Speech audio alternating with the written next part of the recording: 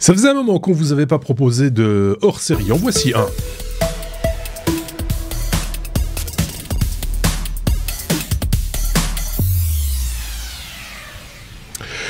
Hors série, un petit peu particulier, un peu à l'arrache, il faut bien le dire. C'est pas évident de s'organiser. Vous le savez, depuis le CES 2024 où se trouve notre ami Thierry Weber à Las Vegas, donc, qui a trouvé un petit instant pour partager avec nous ce qu'il a vu lors de cette édition qui n'est pas encore terminée au moment où on enregistre ce hors série. 130 000 visiteurs attendus au total à la fin de ce salon, 3500 exposants, plus de 1000 startups présentes. Alors donc, du coup, forcément, en quelques minutes, notre ami Thierry ne va pas pouvoir tout vous dire. Ce que je vous propose, c'est de retrouver tout de suite Thierry et son album photo. C'est comme ça qu'on vous présente un petit peu les choses. Oui, tout à fait, Marc, presque en direct du CES 2024. Ici, on dit CES 2024, voilà, je me la pète. Et j'ai très envie, effectivement, de partager quelques impressions, quelques retours sur ces premiers jours de cette grosse édition, puisque c'est le grand retour, effectivement, de l'audience, du public qui vient en grand nombre. Alors, pour ceux et celles qui m'écoutent, allez voir la version vidéo, ça vaut vraiment la peine, puisque là, je suis en tout petit pour laisser place à l'image. Et on commence avec un tout petit tracteur, celui de, oui, vous l'avez reconnu pour ceux qui ont l'image, jaune et vert. Ce sont nos amis de John Deere, un stand, un pavillon, devrais-je dire, que je vais chaque fois visiter avec grand plaisir, tant ils innovent. Et puis c'est aussi ça, les surprises qu'on peut trouver au CES. Alors je vais partager avec vous des images pour un petit peu parcourir les CES Awards, les CES Innovation Awards. Alors ça ne se résume pas à ça, le CES, mais ça va me permettre bien de vous donner quelques inputs sur ce qu'on trouve à cette édition. Alors, la Sleep Tech, la technologie autour du sommeil, eh bien, amène chaque fois des nouveautés ici sous la forme d'un coussin qui est capable bien de corriger la position de votre nuque, de votre tête. Il n'y a aucune électronique dedans, c'est simplement effectivement de l'air qui est transmis sur 4 compartiments de ce coussin complètement inerte pour pouvoir faire bouger légèrement votre nuque et ainsi éviter de ronfler. Ça paraît comme ça quelque chose d'un peu surprenant. Ce sont vraiment pas du tout des gadgets, surtout au prix que c'est vendu. Alors si je mets de donner quelques noms de marques ou de produits, ne m'en voulez pas, puisqu'effectivement, c'est entre deux visites intenses que je prends le temps d'enregistrer cette vidéo. Voilà, et puis je facilite la chose pour Marc de pas faire de montage, puisqu'effectivement, voilà, je vous fais un plan séquence, comme on dit dans le métier.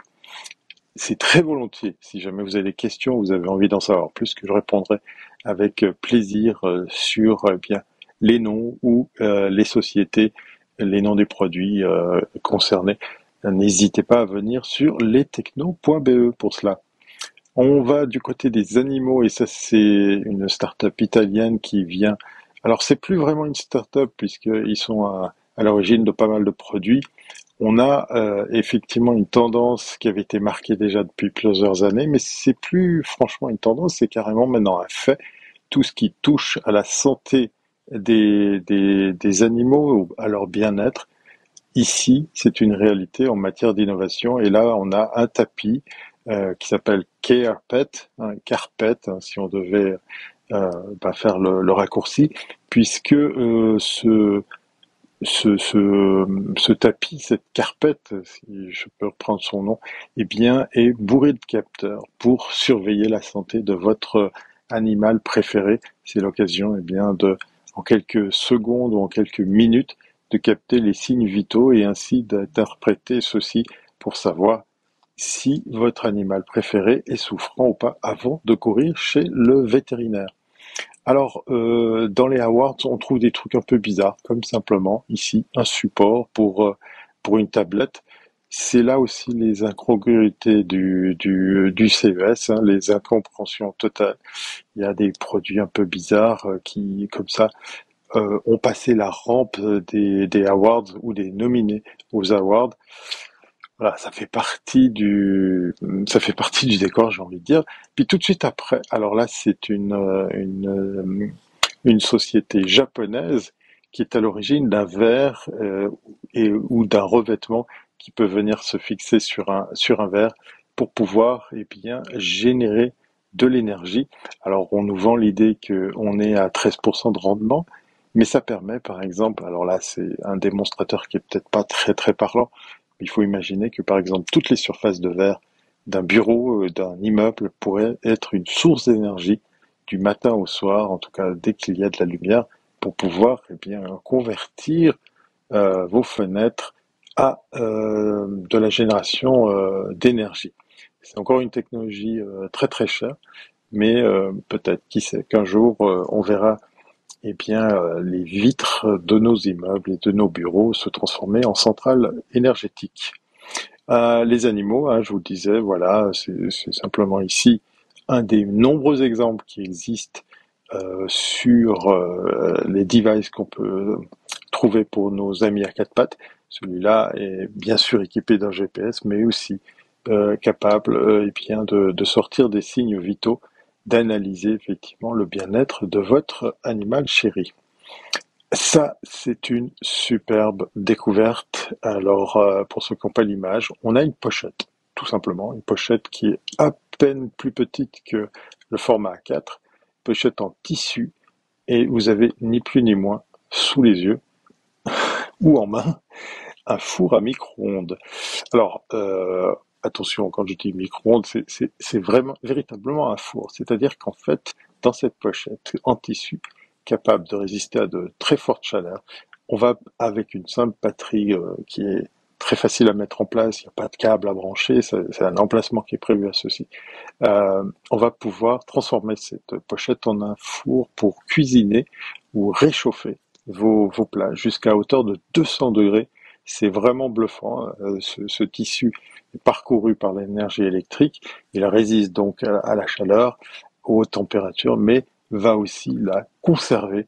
C'est vraiment véritablement un prix qui est grandement gagné puisqu'il s'agit ici d'un Innovation Award, un best-of, c'est-à-dire effectivement une technologie qui a été félicitée par un prix et non pas juste une nomination.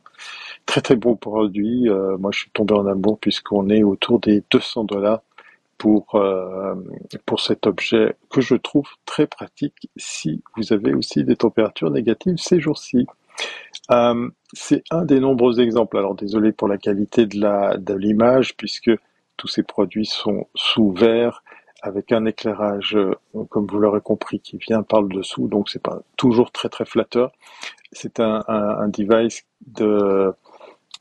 qui fait référence à la aging tech ou l'âge tech, effectivement la technologie autour des plus de 50 ans. Voilà, on va commencer à en faire partie. Il faut imaginer que la partie de gauche en forme de U, eh bien, cette espèce de cylindre, cette espèce de pièce centrale vient contre votre tour de ceinture et les deux tiges viennent descendre le long des jambes jusqu'à la hauteur des genoux sur lesquels vous viendrez fixer les supports qui vont avec et c'est une aide à la marche pour pouvoir eh bien avoir on va dire un exosquelette dans sa version la plus basique qui existe pour pouvoir eh bien vous aider à marcher ou au contraire vous procurer une sensation de contrainte pour vous aider à muscler effectivement vos jambes. Pour les personnes qui ont eu la chance de le tester, c'est vraiment bluffant puisqu'effectivement il y a une vraie aide mécanique sur un objet qui est très facile à mettre en place et qui est très léger à transporter. On va du côté de chez Garmin avec Autoland. Alors ça c'est, je dirais, la plus simple expression pour présenter cette technologie. C'est un bouton. un bouton qu'on va trouver dans les avions.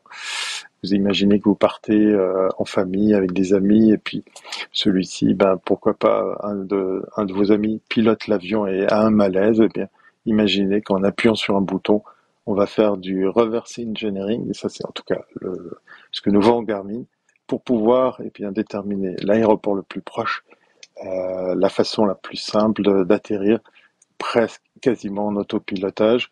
Il y a de l'intelligence artificielle, bien évidemment, mais c'est surtout parce que c'est une réalité. Les accidents d'avion sont de plus en plus causés par simplement la perte d'un pilote ou de malaise qu'il pourrait avoir durant le vol qu'il pilotait lui-même.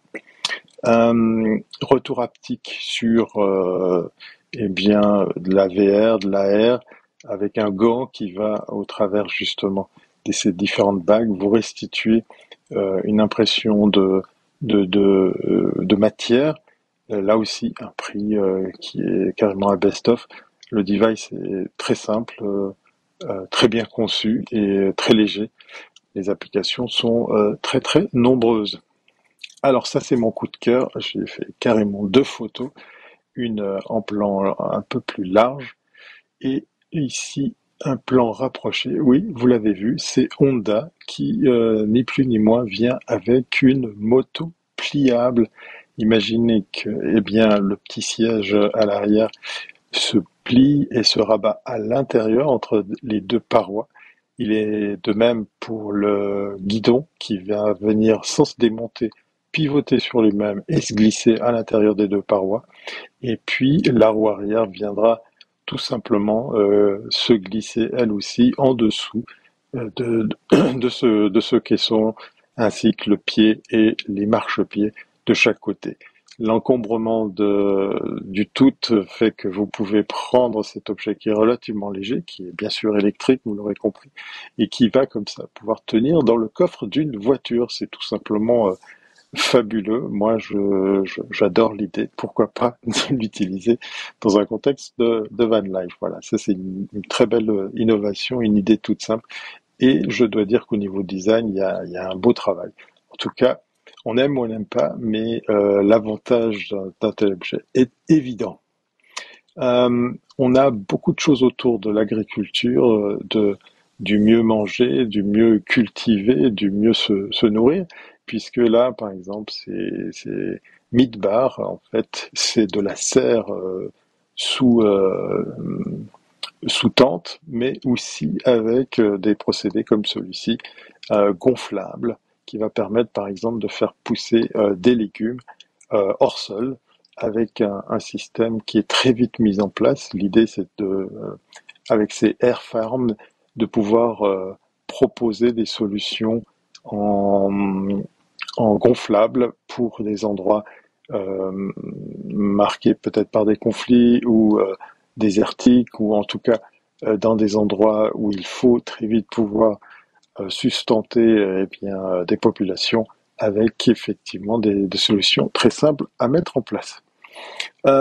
Côté nourriture, eh bien, on a aussi beaucoup de robotique qui viennent comme ça aider à la fabrication et la préparation de plats. Là, c'est une solution industrielle pour cuisiner. C'est un petit peu, si vous voulez, le robot ménager, alors version XXL, pour pouvoir bien très vite produire des plats, de la nourriture en grande quantité. On va très vite passer sur PhoneCam, qui est un petit device qui est assez bien pensé, puisqu'il s'agit de déporter la vidéo, en tout cas la capture vidéo, pour transformer par exemple avec ce capteur votre smartphone en dashcam, en sonnette d'entrée ou tout simplement en bodycam.